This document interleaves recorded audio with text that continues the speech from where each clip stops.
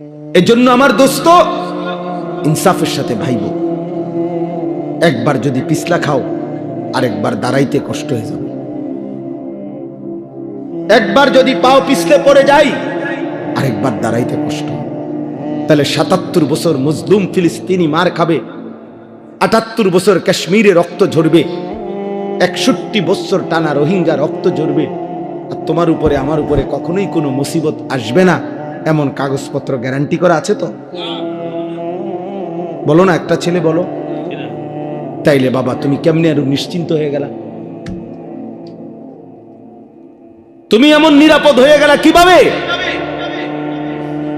যে তোমার এক ওয়াক্ত নামাজ নাই, সেজদা নাই, আল্লাহ নাই, রাসূল নাই, হালাল হারামের কোনো পাক নাফাকের কোনো ভাগ ধারণা, একটা মোটরসাইকেল জিন্দিগি, একটা মোবাইল জিন্দিগি, একটা নারীর সাথে প্রেম, এটাই জীবন, চুলের ফ্যাশন এটাই জীবন বানায় ফেলছো, বন্ধুদের সাথে অসৎ আড্ডা, কিছু অশ্লীল বিশ্রী বাজে কথাবার্তা, নিজেদের মধ্যে অসভ্য নোংরা কথাবার্তা, এটাকেই জীবনের আনন্দ হাসি খুশি বানায়। অসভ্যতা আনন্দ হয় কেমনে ভাইয়া? প্রিয় ভাই বলো, কোন কোন কিতাবে লিখছে, কোন বইতে লিখছে, কোন ডিকশনারিতে যে নোংরামিটা আনন্দ, অসভ্যতা আনন্দ? তুমি একটা মেয়ের পিছনে ঘুরলা, এটা তো অসভ্যতা, এটা তো আনন্দ না। তুমি উলঙ্গ ছবি দেখলা, এটা তো নোংরামি, এটা তো আনন্দ হইতে পারে না। অশ্লীলতা তো পৃথিবীর কোনো ভাষায়, কোনো দেশে, কোনো ধর্মে অশ্লীলতাকে আনন্দ বলে না, অসভ্যতাকে আনন্দ বলে না। অতএব ইনসাফ করো। মূলত দিল মরে গেছে যার, আখিরাত ভুলে গেছে যে, ইনসানের কাতার থেকে যে নিজেকে বিচ্ছিন্ন করেছে, জন্তু এবং জানোয়ারের খাতায় যে নিজের নাম লেখাইছে, অসভ্যতার অস্থিরতা, আল্লাহকে ভুলে থাকা একমাত্র তার পক্ষে সম্ভব। এবার আমি কোরআন থেকে বলি, কোরআনুল কারীমের সূরা আরাফের মধ্যে আছে স্পষ্ট, আল্লাহ তাআলা বলেছেন, ওয়াত্তাবাআ হাওয়াহু ফামাসালুহু কামাসালিল কালব। আল্লাহর কসম, কোরআনের আয়াত, আল্লাহ বলছে মনের ইচ্ছা মতো যে চলে, আমার মনে যা চায় আমি তাই করব। ওয়াত্তাবাআ হাওয়াহু, যে তার নফসের মনের চাহিদার অনুসরণ করে। কিসের আল্লাহ, কিসের রাসূল, কিসের কোরআন? বাদ দে বেটা এডি হুজুরদের এসব কথা বাদ। আমার মনে যা চাই তাই করব। চুল আমার ইচ্ছা মতো, জামা আমার ইচ্ছা মতো, পোশাক আমার ইচ্ছা মতো, মন চাইলে খাড়াইয়া মুতলাম, মন চাইলে বইয়া মুতলাম, মন চাইলে মানুষের মেয়েরে বিরক্ত করলাম, মন চাইলে সারা রাত উলঙ্গ ছবি দেখলাম, যা ইচ্ছা তাই করলাম। আমার বাবার সম্মান, মার সম্মান, কিচ্ছুর আমার কোনো পরোয়া নাই। আল্লাহর কসম, কোরআনে আল্লাহ বলছে, এমন জীবন যার, তার দৃষ্টান্ত কামাসালিল কালব, কুত্তার মতো, কুত্তার মতো, কুত্তার মতো। এই নাফরমান, এই জিন্দেগি কুত্তার জিন্দেগি, কুত্তার জিন্দেগি। এজন্য বেনামাজ জীবনে রাখিস, তোর জিন্দেগি কুত্তার জীবন। সেজদাবিহীন যুবক, মনে রাখিস তোর জীবন কুত্তার জীবন।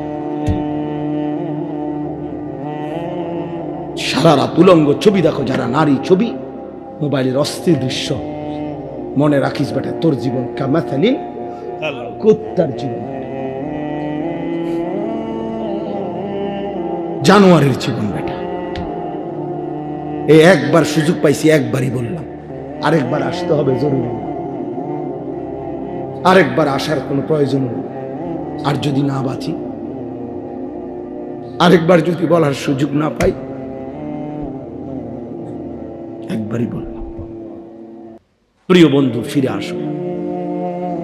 প্রিয় নওজোয়ান মুসলমানের এই বিপদে তুমি না দাঁড়াইলে কে দাঁড়াবে? আমাদের মালিককে যদি আমরা ডাক না দেই, আমাদের উপরে সাহায্য কেমনে আসবে?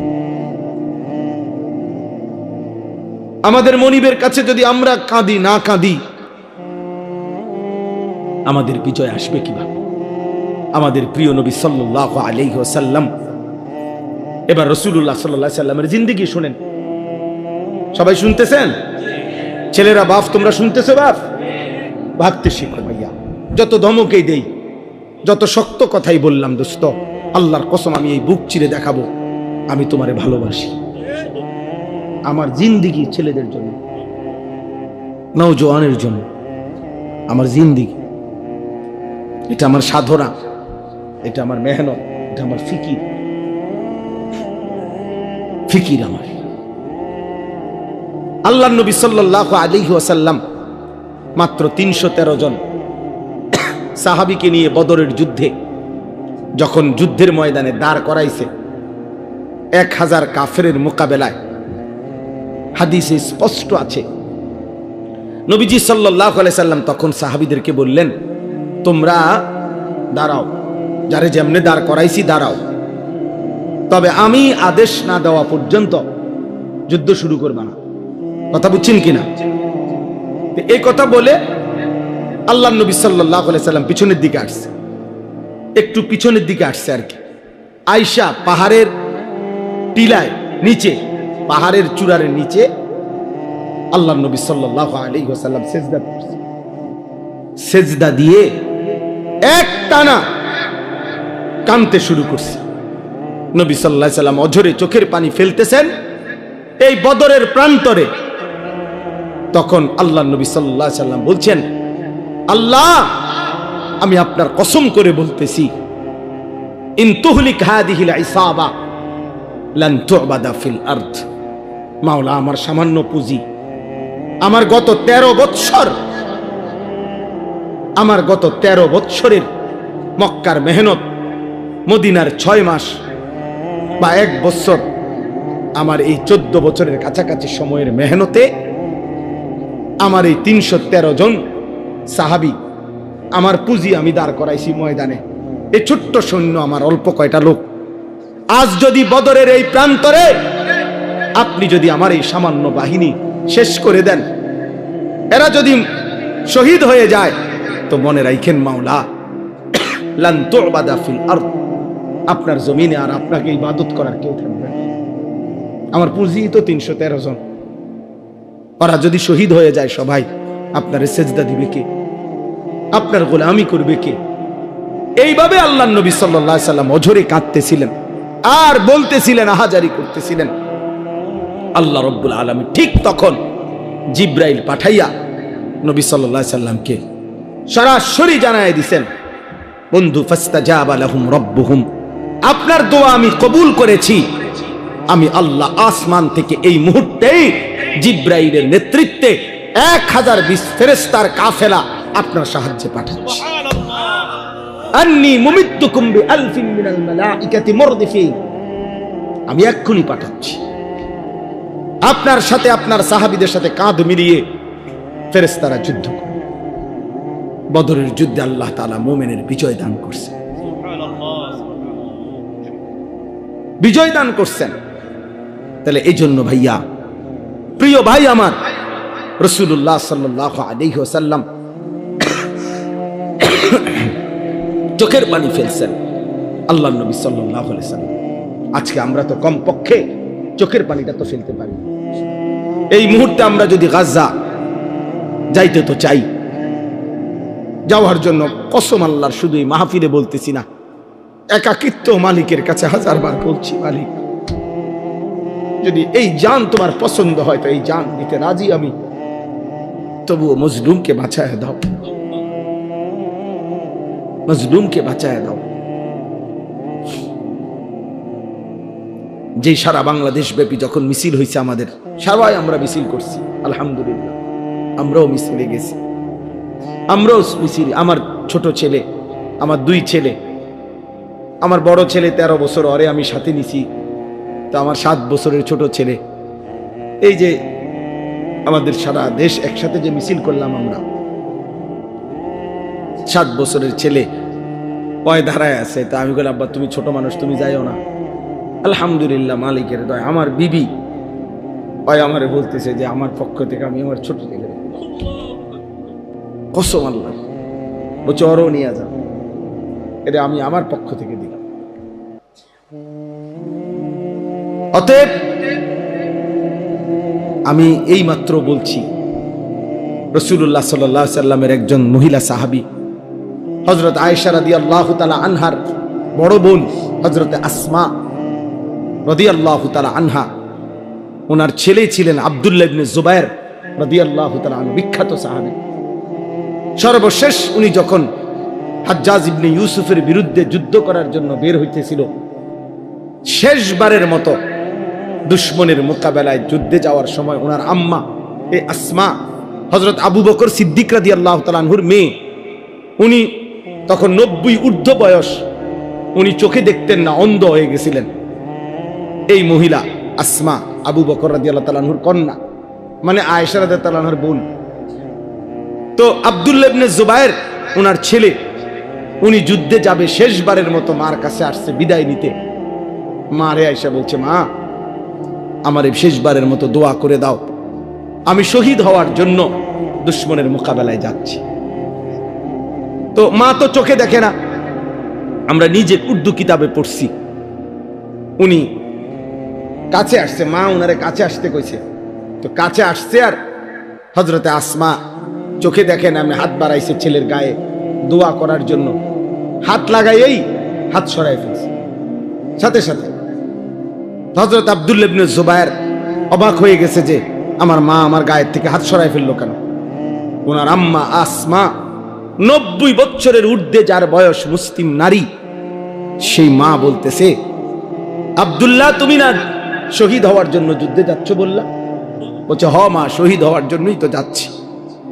হযরত আসমা বলছে, তাহলে সন্তান আমার লোহার বর্ম গায়ে দিলা কেন? লোহার পোশাক গায়ে দিলা কেন? যদি বলো শহীদ হবা, তাহলে গায়ে লোহার পোশাক পরলা কেন? তুমি না বলে শহীদ হবা, খোলো এই পোশাক, আল্লাহর জন্য জান দিয়ে দাও। তো পোশাক খুলে ফেলছে উনি। এরপরে খালি জামায়, শুধু স্বাভাবিক জামা দিয়ে যুদ্ধ করে হযরত আব্দুল্লাহ ইবনে জুবায়ের শাহাদাত বরণ করছে। আরো শোনো যুবক, আমি উর্দু কিতাবে এই ঘটনাও পড়ছি। আল্লাহর নবী সাল্লাল্লাহু আলাইহি সাল্লামের একজন সাহাবী ছিল হাবিব ইবনে যায়েদ, হাবিব ওনার নাম।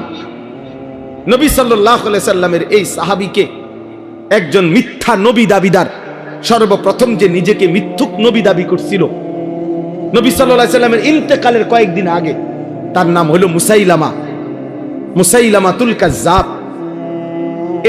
তখন নবীজি তখন জীবিত, একেবারে লাস্ট টাইম। এই সময় সে নিজেকে মিথ্যা নবী দাবি করছিল। এই মিথ্যুকের অনুসারী যে কয়েকজন, তারা ঘটনাচক্রে এই রাসূলুল্লাহ সাল্লাল্লাহু আলাইহি সাল্লামের মাত্র 16 থেকে 17 বছর বয়সী হাবিব ইবনে যায়েদ এই সাহাবীকে বন্দী করছে, আটকাইয়া ফেলছিল। আটকাইয়া যখন মুসাইলামা ওই মিথ্যুক ভণ্ড নবী দাবিদারের কাছে আনছে, তো ওই বেঈমান মুসাইলামা ওনার এই সাহাবী হাবিবকে, সুন্দর চেহারা, 17 বছরের ছেলে, নবীজির সাহাবী, ওনাকে বলছে, হাবিব তুমি একবারের জন্য শুধু বলো আমি মুসাইলামা আল্লাহর নবী। তখন হযরত হাবিব বলছে, আল্লাহর কসম, আশহাদু আন্না মুহাম্মাদান রাসূলুল্লাহ ওয়া আনতা কাযযাব, আমি সাক্ষ্য দিচ্ছি মুহাম্মদ সাল্লাল্লাহু আলাইহি সাল্লাম তিনি আল্লাহর রাসূল, আর তুই মিথ্যুক। কিতাবে আছে বন্ধু, এই মুসাইলামা ওনার ডান হাত কেটে ফেলে দিছে, বলছে এবার বল। বলছে, লা আনতা কাযযাব বাল মুহাম্মাদুন রাসূলুল্লাহ সাল্লাল্লাহু আলাইহি সাল্লাম। বাম হাত কেটে ফেলে দিছে, বলছে এবার বল। বলছে, লা আনতা কাযযাব। ডান পাও কেটে ফেলে দিছে, বলছে এবার বল, লা আনতা কাযযাব। বাম পাও কেটে দিছে, উনি এবারও বলছে, লা আনতা কাযযাব, তুই মিথ্যাবাদী। শেষ পর্যন্ত জিহ্বা টেনে ছিঁড়ে ফেলছে, শরীরটা কাইটা টুকরা টুকরা করে, খোদার কসম বুটি বুটি পিস পিস বানায় ফেলছে, গোশতের টুকরার মতো। এরপরে হযরত হাবিব ইবনে যায়েদের পবিত্র লাশকে টুকরা টুকরা করে ছিন্ন ভিন্ন করে ফেলে দিছে। আমরা ওই কিতাবে পড়ছি, ওনার এই খবর মদিনায় আসছে যে ওনারা যে এইভাবে নির্মম ভাবে শহীদ করছে। তখন ওনার মা ছিল মহিলা সাহাবী, ওনার আম্মাও মহিলা সাহাবী, উম্মে আম্মারা ওনার মায়ের নাম। এই উম্মে আম্মারা তিনি ওনার কাছে আইসা লোকেরা শুনাইছে, মা তোর ছেলে হাবিব মুসাইলামার বাহিনীর হাতে শাহাদাত বরণ করছে, কিন্তু উনারে বলছে, মা তোর ছেলের মৃত্যু বড় নির্মম মৃত্যু হইছে। মুসাইলামা একটা একটা করে অঙ্গ কাইটা কাইটা টুকরা টুকরা করে একেবারে পিস পিস বানায় ফেলছে। কিন্তু তোমার সন্তান একবারের জন্য মদিনার রাসূলকে অস্বীকার করে নাই, মুসাইলামাকে এক সেকেন্ডের জন্য নবী মানে নাই। বারবার তোমার সন্তান শেষ নিঃশ্বাস পর্যন্ত মদিনাওয়ালার নাম বলে গেছে। এই তখন আমরা কিতাবে পড়ছি, ওই মহিলা, ওই সাহাবীর মা একটা চিৎকার দিয়া সবার সামনে বলছে, লিহাদাল ইয়াউম আরদাতুহু, মদিনাবাসী আল্লাহর কসম এমন একটা দিনের জন্যই আমি আমার সন্তানকে বুকের দুধ খাওয়াইছি। বুকের দুধ খাওয়াইছি। অতএব বাবা, এক মা তার পবিত্র দুধের সৌভাগ্য বলতেছে যে সন্তান আমার দুধের হক আদায় করছে, আমার বুকের দুধের হক আদায় করছে, আল্লাহর জন্য জান দিছে। আজকে তোমাদের মারাও 2 বছর তোমাদেরকে দুধ পান করাইছে, তোমাদের বাবা হাজারো বার তোমাদের মুখে গালে চুমা দিছে, তোমাদের বাবার ঘাম ঝরানো টাকা দিয়ে সংসার চালাইছে। বিনিময়ে মা বাবাকে এত বড় অপমান করো না। রাসূলুল্লাহ সাল্লাল্লাহু আলাইহি ওয়াসাল্লাম 23 বছরে কি পরিমাণ কাঁদছেন, তিনি কাঁদছেন। আমি প্রায় বলি এ কথাটা যে নবী সাল্লাল্লাহু আলাইহি সাল্লাম অসংখ্য উম্মতের আমলনামা দেখে যখন দেখবে পৃষ্ঠার পর পৃষ্ঠা নামাজ নাই, রোজা নাই, হালাল হারামের কোনো অনুভূতি নাই, পাক নাফাক বলতে কিচ্ছু নাই, আহা 30 বছর ফজরের নামাজ পড়ে না, এমন উম্মত 40 বছর কোনদিন হারাম ছাড়া হালাল খায় নাই, সুদের ব্যবসা করে গেছে 40 বছর, দাড়ি কাইটা গেছে 30 বছর, মিথ্যা বলছে 60 বছর বয়স, আমল নামায় দেখা যায় বিড়ি আর সিগারেট ছাড়া কোনো দিন বাকি নাই, গালি ছাড়া কোনো দিন নাই, নাচ গান টেলিভিশন ছাড়া কোনো রাত নাই। আল্লাহর কসম, নবী সাল্লাল্লাহু আলাইহি সাল্লাম ওই উম্মতের দিকে তাকাইয়া চোখের পানি ফেলে নবীজি বলবে, উম্মত আমার 23 বছরের চোখের পানি, আমার তায়েফের রক্ত, আমার উহুদের দান দান শহীদ বিনিময়ে এই আমল নামা,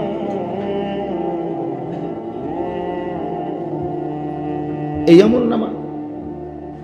উম্মত তুমি জানো না তায়েফে আমার এই পরিমাণ পাথর মারছে, যে পাথরের আঘাতে রক্ত ঝরতে ঝরতে আমার পায়ের জুতা পায়ের সাথে জমাট বাইধা গেছে।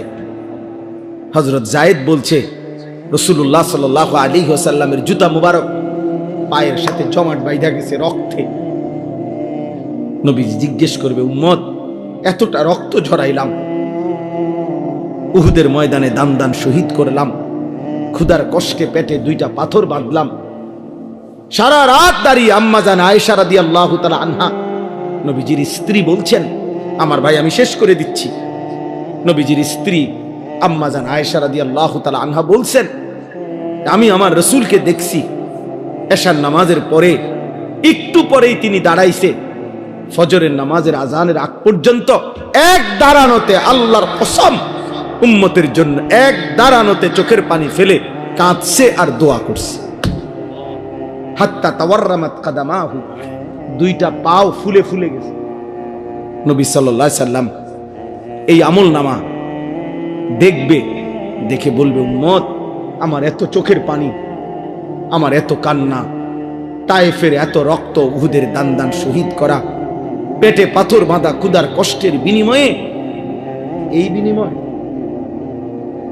যদি কোনো বাবা তার ছেলেকে বলে, বাপ গত 12টা বছর আমি তোরে জমি বিক্রি করছি, ভিটা বিক্রি করছি, আমার একটা হালের বলদ ছিল এটা বেচা ফেলছি, আমার একটা মোটরসাইকেল ছিল আমি এটা বিক্রি করে দিছি, তোর মায়ের কদ্দুর গহনা ছিল আমি সেই গহনাটাও বিক্রি করে গত 6 বছর তোর ঢাকা শহরে পড়ালেখার, ইউনিভার্সিটির পড়ালেখার যাবতীয় খরচ আমি বাপ দিছি, বিটাটা পর্যন্ত বিক্রি করে দিছি, বন্ধক দিয়ে দিছি, বিনিময়ে আজ 6 বছর পরে তুই এই কি ফলাফল আনলা, এখানে ফেল। এই বাপ কি কাঁদবে না তখন? কথা বলেন না কেন? তো নবী সাল্লাল্লাহু আলাইহি সাল্লাম তো জিজ্ঞেস করবে, উম্মত আমার 23 বছরের চোখের পানি, রক্ত, আমার ক্ষুধার কষ্টের বিনিময়ে এই তোমার চুল, এই তোমার পোশাক, এই তোমার আমল নামা, কি জবাব দিবেন? কি বলে? এইখানে এই আয়াত আমি পড়ছি। এই আয়াত রাসূলুল্লাহ সাল্লাল্লাহু আলাইহি সাল্লামের জন্মেরও বহু আগে। হযরত ইব্রাহিম আলাইহিস সালাম তিনি আল্লাহর কাছে দোয়া করছেন, আল্লাহ আমি সারাটা জীবন আমি আপনার কাছে আমার ভালোবাসা মহব্বতের পরীক্ষা দিছি। ওয়াইদিবতালা ইব্রাহিমা রাব্বুহু বিকালিমাতিন ফাআতাম্মাহুন্না। আল্লাহ ইব্রাহিম আলাইহিস সালামকে বহু পরীক্ষা করছে, বহুবার। প্রত্যেক পরীক্ষায় ইব্রাহিম আলাইহিস সালাম গোল্ডেন এ প্লাস পাইছে। ফাআতাম্মাহুন্না, উত্তীর্ণ হয়েছে ইব্রাহিম আলাইহিস সালাম প্রত্যেকবার। ছোট্টবেলা থেকে নিয়ে এই যতবার পরীক্ষা করছে, প্রতি পরীক্ষায় উত্তীর্ণ হওয়ার পর তাফসীর মাআরিফুল কোরআনে আমি পড়ছি আল্লাহ তাআলা 70 বার ইব্রাহিম আলাইহিস সালামকে মোট পরীক্ষা করছে। কোন বর্ণনায় আছে 40 বার, কোন বর্ণনায় আছে 30 বার। এই 70 বারের পরীক্ষায় প্রত্যেকবারে তিনি পাশ করছেন। 70 বারের পরে আল্লাহ তাআলার কাছে ইব্রাহিম আলাইহিস সালাম দোয়া করার সুযোগ পাইছিলেন। দোয়া করার, কিছু চাইবার। আল্লাহ বলছিল, ইব্রাহিম 70টা বছর তুমি 70 বার আমি তোমারে পরীক্ষা করেছি। শেষ পর্যন্ত আপন সন্তান জবাই করতে বলছিলাম, সেটা তো তুমি পাশ করছো। আমার ঘর বানাইতে বলছি, সেটা তো পাশ করছো। যাও ইব্রাহিম, এবার কিছু আমার কাছে চাও, আমি দিমু তোমারে। ইব্রাহিম আলাইহিস সালাম তখন আল্লাহর কাছে বলছিলেন, আল্লাহ আমার জীবনের এই 70টা পরীক্ষার বিনিময়ে, সারা জীবনের আপনার কাছে আমি যা পরীক্ষা দিয়ে পাশ করছি, সবগুলো ভালো ফলাফলের বিনিময়ে আমি আপনার কাছে শুধু একটা জিনিস চাই। কয়টা? একটা জিনিস। তবে মজার বিষয় হলো, মাওলা সব কিছুই আপনার কাছে আছে অনেক, আমি যেটা চাই সেটা আপনার কাছেও আছে একটা। আপনার কাছেও আছে এক পিস। আমি জানি মাওলা, আমি যেটা চাইবো এখন আমার সারা জীবনের পরীক্ষার বিনিময়ে, ওইটা আপনার কাছে আছেই একটা, আপনার কাছে আরেকটা নাই। আমি জানি, আমি ওইটাই, আপনার কলজাটা চাই। আমি আপনার ওই একটা প্রিয় ধন আমার দরকার, আমি ওইটা নিব। আল্লাহ বলছে, বলো না ইব্রাহিম, দিমু যেহেতু সিদ্ধান্ত নিছিয়ে তোমার আজকা, কও যাও, যেটাই চাও, যত প্রিয়ই হোক আমার, আমি দেব ইব্রাহিম, বলো তুমি। ইব্রাহিম আলাইহিস সালাম তখন এটা চাইছে, রব্বানা ওয়াবআস ফীহিম রাসূলাম মিনহুম।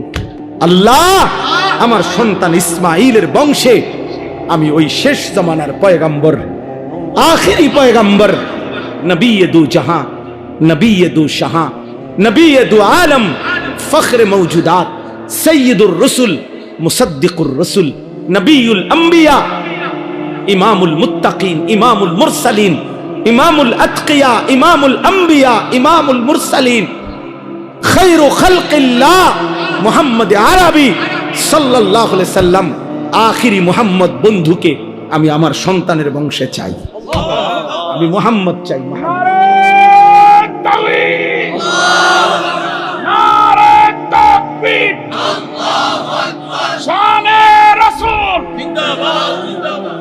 বুঝছুনি ভাইয়া?